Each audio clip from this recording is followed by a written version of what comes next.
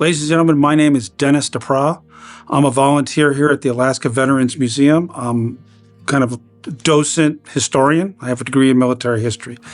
And we're sitting right now in our World War I room or gallery, if you want to call it. And within here, World War I is an event that is kind of almost deep in history in most American minds now. It's been over 100 years, really. You know, we entered the war in April 1917 and fought to November 11th, 1918. So that's a little over a year. And given that it's now 2025, it's over 100 years. So it's a little farther deeper in the American imagination or memory. But it is still a part of our history, and it relates to Alaska and to the United States and to the world in general. So some of the items we have here at the museum they're not super unique, but they're interesting. So one of the items we have is this artifact. This is trench art. It is a 75 millimeter shell. And from the French 75 millimeter artillery piece, and the French 75 was used by the United States. The United States entered World War I fairly unprepared. And for several reasons, including strategic reasons, we mostly just sent soldiers over there and not artillery or heavy equipment. And we covered down on equipment that the French and the British were producing. And our artillery was all made by France, the stuff we operated in France during World War I. This shell is trench art. It's been treated, and you can see it's been stretched, and little dent marks along the top with probably a nail and a hammer. And on the front, you'll see at the bottom, it says AEF, that's for the American Expeditionary Force, and that was a title of the force we sent to fight in Europe, mostly in France, and then a couple regiments were sent to support the Allied campaign in Italy. And on the top, you'll see this Maltese cross, and I believe this cross is to represent the service. So. And I'll show a little later a ribbon, the Victory Medal from World War I, and the ribbon, and on it will be stars, and usually are battle stars for campaigns that they fought in or for valor. And this was for just military service. So service and supply troops, guys in the rear area. And on this side, you'll see 1914 and 1918 to symbolize the years of the war, and Argonne, the region of France. And the United States fought in the Argonne region in significant numbers. The Mules-Argonne offensive, which has the highest producing casualty rate of any battle the U.S. ever fought, was there. So that's one of the more unique items we have. Often soldiers would buy these as souvenirs or make them themselves. Often they could buy them if they got a portrait taken in France, in Paris, or in an urban area in the rear. Sometimes these would be for sale there. And the whole concept of trench art started in World War I, and this is actually a kind of a flower vase, and they were very common in the Verdun region of France. And of course, if you know anything about World War I, Verdun was the big battle, a major battle between France and Germany during World War I. So I'll put that over here, get back. And one of the other items I'm going to show is this little sweetheart photograph box.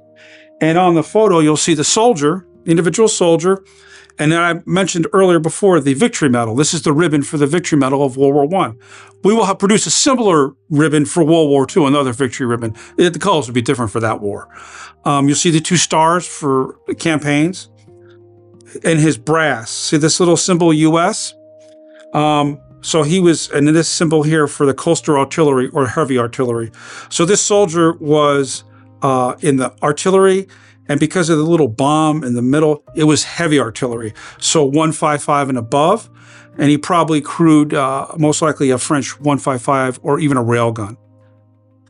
So, and this was probably produced after the war because he's got his ribbon and his stars. So that's, it's just kind of a neat item. And you'll see behind me to, I guess it's my right, your left, is a World War I uniform itself. And I was talking about the ribbon. This is a victory ribbon.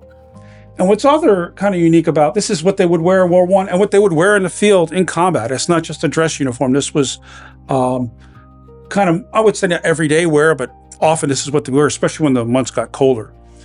And this ribbon is actually for the punitive expedition in 1916.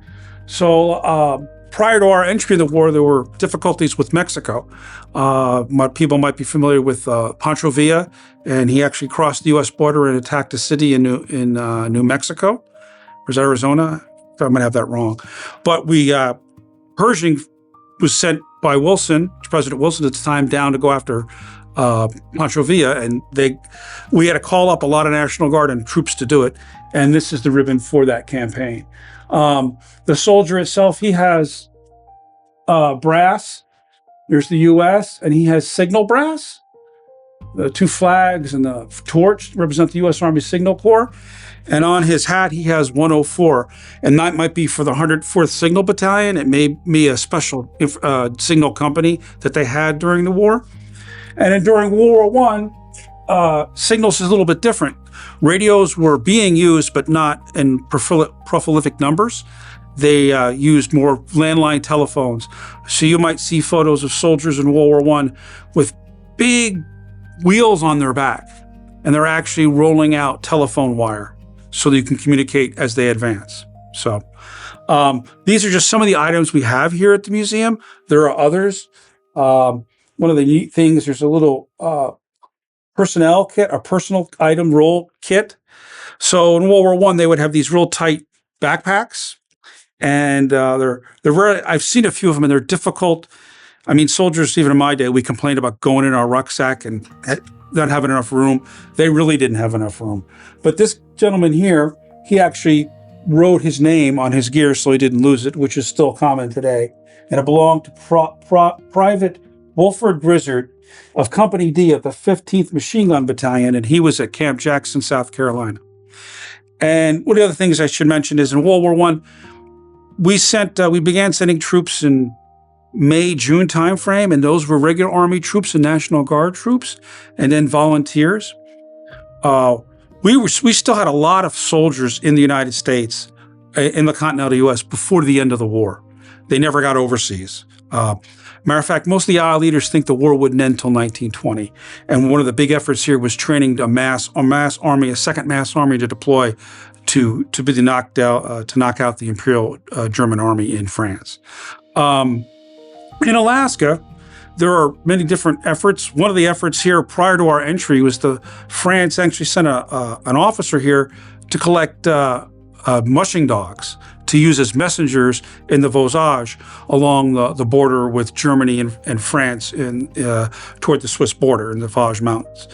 And then also, one of the last divisions to deploy before the end of the war was the 91st Division. And the 91st Division was known as the Cowboy Division. It was formed from troops. It was part of what they call the National Army. And the National Army was more or less a cadre of professionals and some National Guard officers, and then draftees.